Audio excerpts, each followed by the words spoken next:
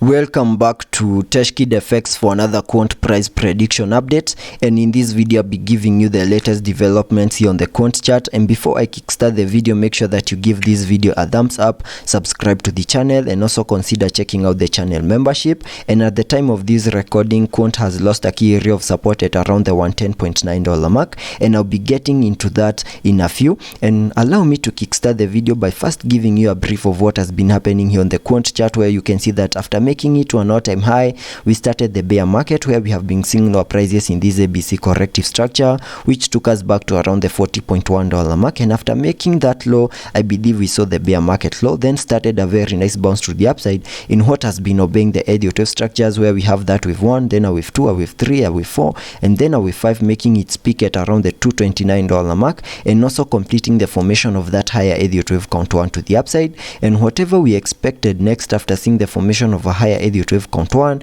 is the formation of a higher Elliot wave count 2. And once we see the low for this higher Elliot wave count 2, then we can expect a very nice impulsive movement to the upside in the formation of a higher Elliot wave count 3 to the upside. And that is what I'm expecting to see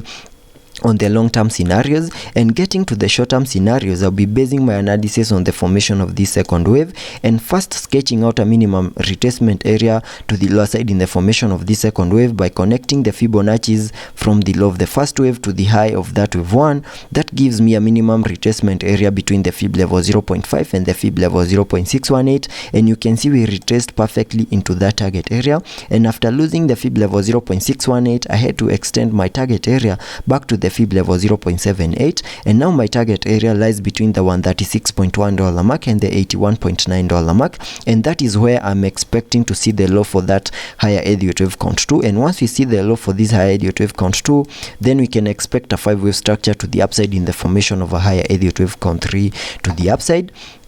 And in the formation of a second wave, which is a corrective wave, we also expect to see an ABC corrective structure, and I believe we are seeing such a structure right here, having this as the wave A, then a wave B, then we have continued pushing even low in the formation of this wave C, which has now given us a low at around the $94.1 mark. And there are chances that we might make one more new low in the formation of that higher Elliot wave count C to the lower side. And the reason as to why I'm saying that is because within the formation of that wave C, which is an impulsive wave,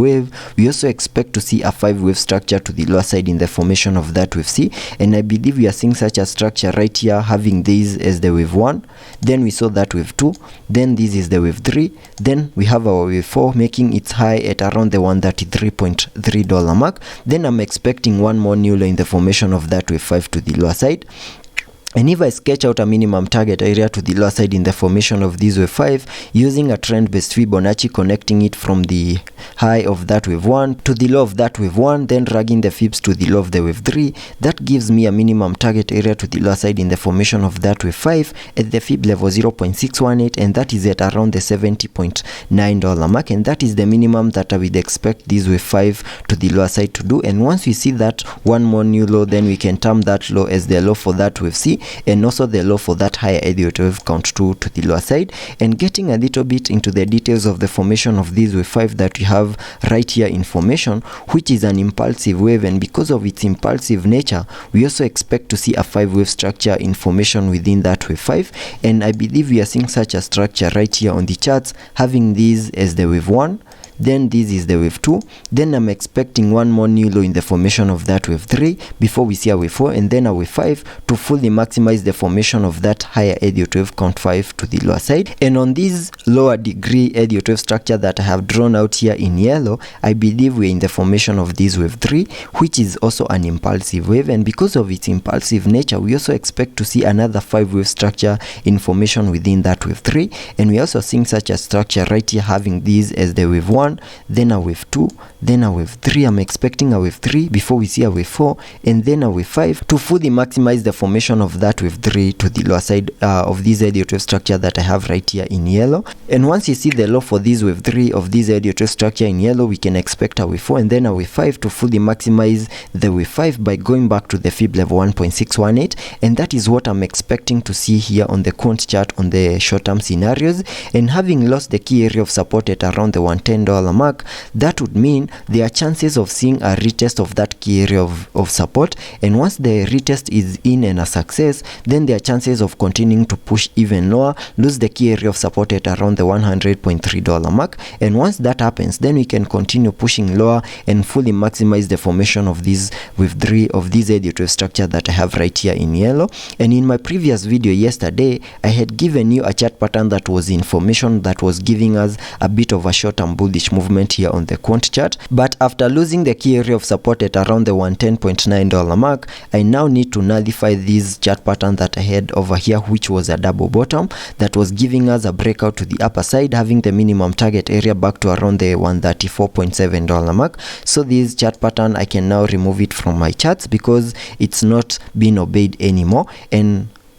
we need to stick to the movement to the lower side, where we need to make one more new low in the formation of that higher Elliott wave count 2 before we can expect a 5-wave structure to the upside in the formation of a higher Elliott wave count 3. And also taking a look at the indicators here on the RSI, on the 4 RSI, we are trading at around the 44 mark, meaning we have massive room for us to support any movements to the lower side in the formation of that wave 3 of that Elliott wave structure in yellow. And also taking a look at the MACD, we have printed a bearish cross, meaning no prices are coming our way, and we're also seeing an increase in the selling momentum. So let's be patient and see how that plays out, and I'll keep you updated.